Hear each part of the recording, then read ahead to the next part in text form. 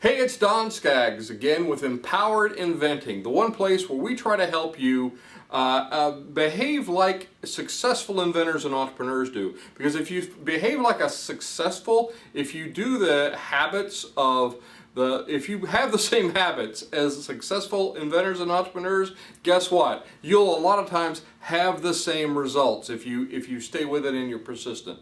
And that's actually another habit of successful inventors and entrepreneurs. And you don't want the other thing, and that's having the bad habits, and that's taking you down the wrong road. So anyway, that's not what I want to talk to you about today. Today I want to talk to you a little bit about 5 really great ways to get customer input. And some of this is really good new information. And and I've just learned this recently, and I actually learned it from 2 completely independent areas, 2 very, very successful people that don't even know each other, I don't believe. And I heard the same thing from both of these people in the same week. And they were saying this. They said, you know, we used to go out and we used to canvass thousands of people to get an idea of whether this is a good product or not. And, you know, we'd go out there and, you know, we'd talk to 10,000 people, or we'd talk to 50,000 people, or we'd talk to 100,000 people.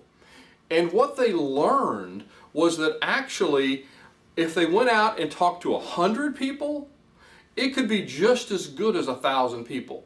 And what they were saying was that small venues were like fairs, shows. I had somebody, very, very successful, as seen on TV, person.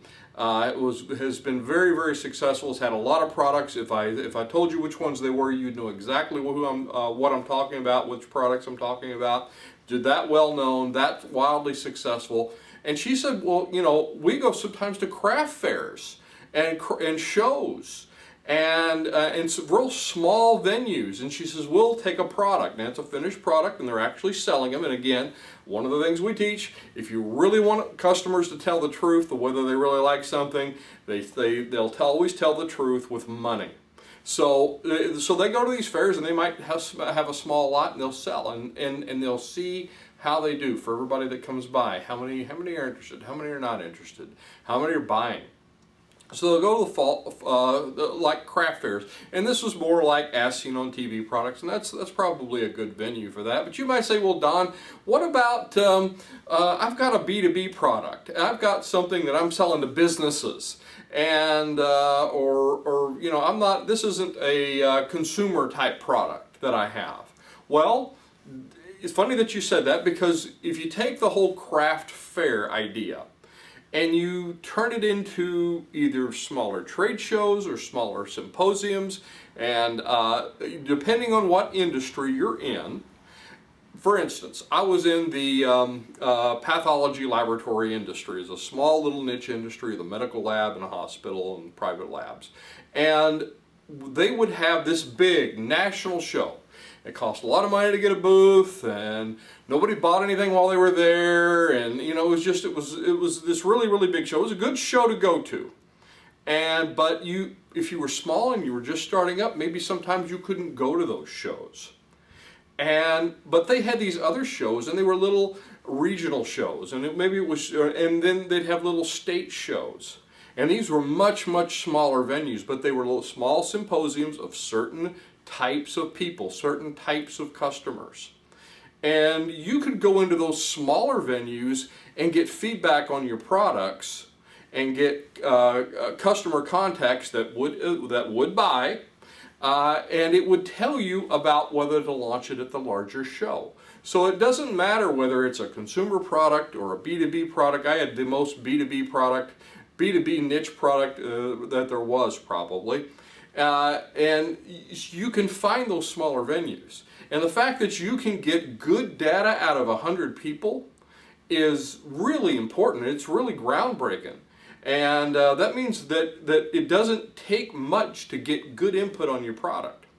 Now, that's one way. That's when I'll talk about 5 different ways to get good customer input. Now, another one is crowdfunding. Again, they are putting money down on the table, and they are voting with their pocketbooks. They are saying, is pocketbook still a word? I don't know. Their wallets, their money. So anyway, but crowdfunding, Kickstarter, Indiegogo, if you're not familiar with what these are, and most of you I think probably are, but if you're not, Kickstarter and Indiegogo are these online platforms that you can go to, and you can actually put a project, say, hey, I'm coming up with this idea, I've already built it, I already know that it works, here's my proof, here's what I have, I've done all these steps so far, and I want to go to manufacture these. I want to make these, and I need X number of dollars to make X number of these to send them out. And again, we teach a whole class on how to do this and stuff. But anyway, the reason it's a good way is you've not spent thousands of dollars to go into manufacturing, to go in to make a big lot of these. And you don't want to do that if you don't know the market. But if you go on Kickstarter or Indiegogo, then these customers will say, yes, I do want one of those. I'm going to put money down in advance. It's like pre-orders, really, almost. And they will pre-order your products. So crowdfunding and getting pre-orders, and maybe even pre-orders outside of Kickstarter or Indiegogo, is a really good way to get a good feel for customer input. Now, another really good way is just the good old-fashioned, this is especially for the B2B world, good old-fashioned B2B cold calling. I know that's a big scary word for a lot of people, and it can be daunting, but if you do it right, you can get very, very good results with cold calling. I've done that.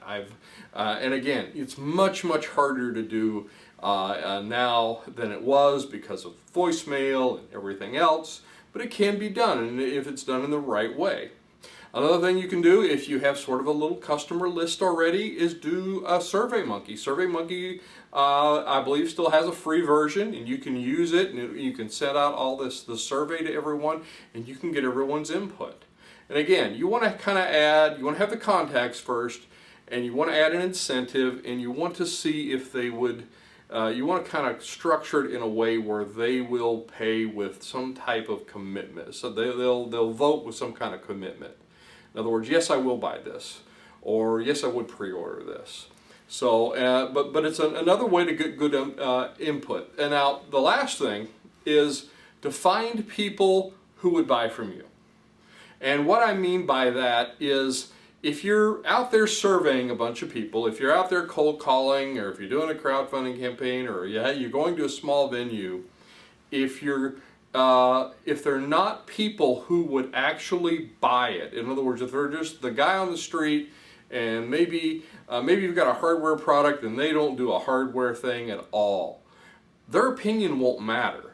The opinion of people who are not good potential customers. If you've got a cooking product and you're going to a construction site, and none of those guys on the construction site cook, and they just don't like to cook, they just throw it in the microwave, then they're probably not good candidates. And I know that's an extreme and it sounds real obvious, but really the point I'm trying to make is this, is that other people's opinions don't matter. And when I always say this is that if you're just trying to get somebody's opinion that's close to you, number one, that's going to be really, really tainted because you're already in a relationship with those people. You don't want to get their opinions. You want to get opinions of people who you're not in any kind of relationship, whether it is a spouse or it's the guy that you get coffee from down at the corner. Those are all relationships, and they will all be tainted. And even sometimes strangers, when you get opinions, they want to be polite. They don't want to tell you that your baby is ugly.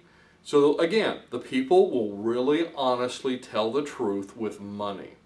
And that's kind of that's the thread that runs through all 5 of these, is that you have to get customer input, you have to get it honestly, and they're always honest with their money. It's like, oh yeah, I'd really love one of those. Oh, would you like to buy one that's $5? No, I might come back later. You see, they're not telling you the truth.